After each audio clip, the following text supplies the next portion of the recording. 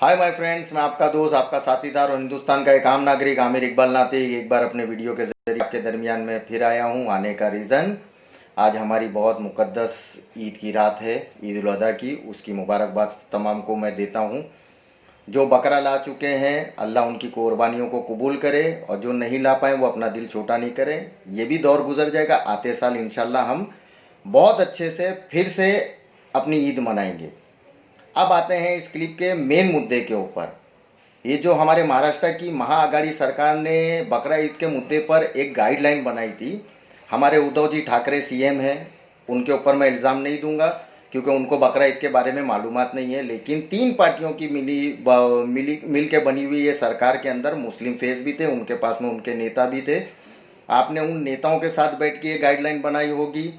क्या आप मेहरबानी करके उनके नाम बता सकते हैं? क्योंकि मेरा उनसे भी सवाल है कि आप पॉलिटिक्स के धर्म गुरु हो, धर्म के धर्म गुरु नहीं हो।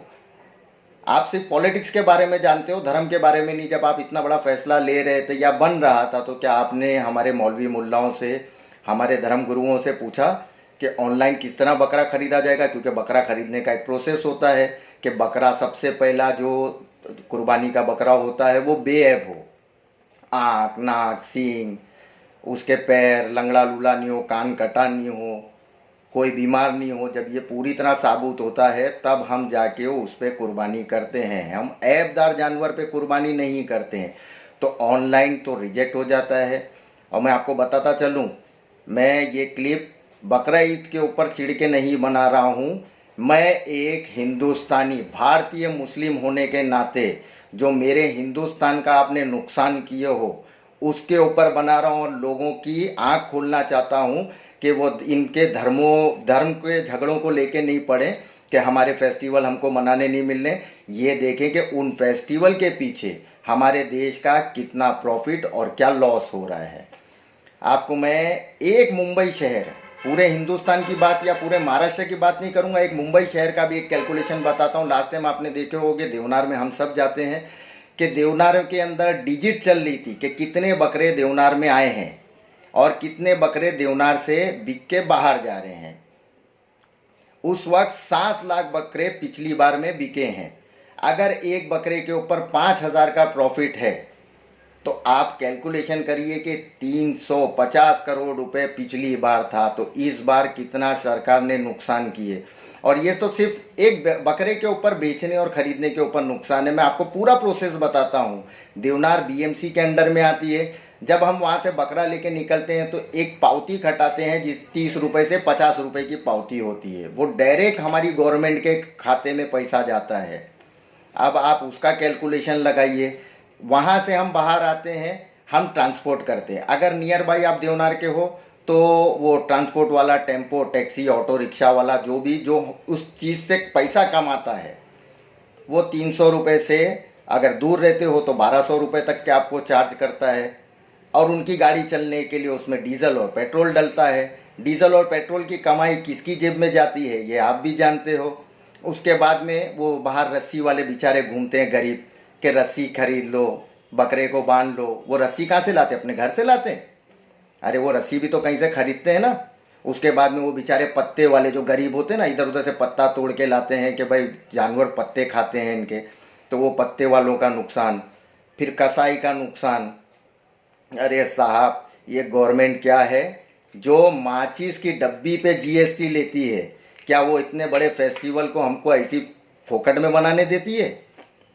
अब अगर आप, खाली मुंबई की बात कर रहा हूँ, अगर आप महाराष्ट्र का पूरा महाआघाड़ी सरकार, आप अगर महाराष्ट्र का कैलकुलेशन करोगे तो कितना बड़ा नुकसान आप कर रहे हो। और हमारे चमड़ा व्यापार का क्या हुआ? अरे मेक इन इंडिया, सेंट्रल से नहीं बोलूंगा, नहीं तो सेंट्रल में बुरा लग जाएगा भाई। मेकिंग इंडिया, चमड़ा व्यापार के ऊपर कितना बड़ा नुकसान होएगा, जरा ये सरकार, पूरी सरकारें हमको बताएं। और पूरी सरकार, वो जो फाइनेंस के ऊपर बैठ के जो कैलकुलेशन करते हैं ना, उनसे मेरी रिक्वेस्ट है कि ज़रा देश हित में अपनी अकल लगाएं और ज़रा कैलकुलेशन करके बताएं कि हमारे देश का इस बकरा ईद में कितना बड़ा नुकसान होता है, जनता के सामने लाए। क्योंकि ये हिंदुस्तान का नुकसान है, मुसलमानों का नहीं।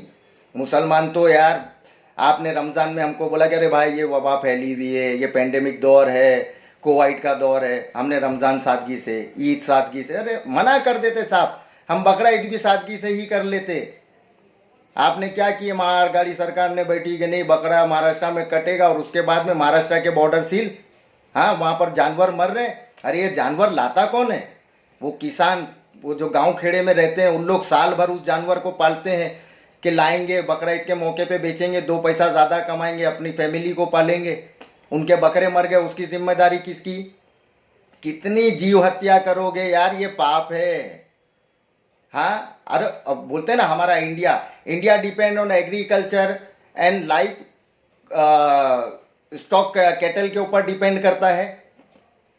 ज़रा ये फाइनेंस वाले लोग प्लीज़ पूरे हिंदुस्तान को है ना ज़रा बताएं कि ये मैंने जो लास्ट के वर्ड इस्तेमाल किया हूँ इसका मतलब क्या होता है, इससे हमारे हिंदुस्तान की सोर्स ऑफ इनकम क्या होती है। यार ये महागाड़ी सरकार के ऊपर तुम इनके पिछवाड़े पे दौड़ने वाले वो जो अपोजिशन में पड़े हुए ना कि महागाड़ी सरकार ने ये कर दी वो कर दी, अरे तुमने क्या किए? जिस वक्त गाइडलाइन बन रही थी तभी ऑब्जेक्शन ले लेते, मना कर देते कि बकरा ईद नहीं बनती।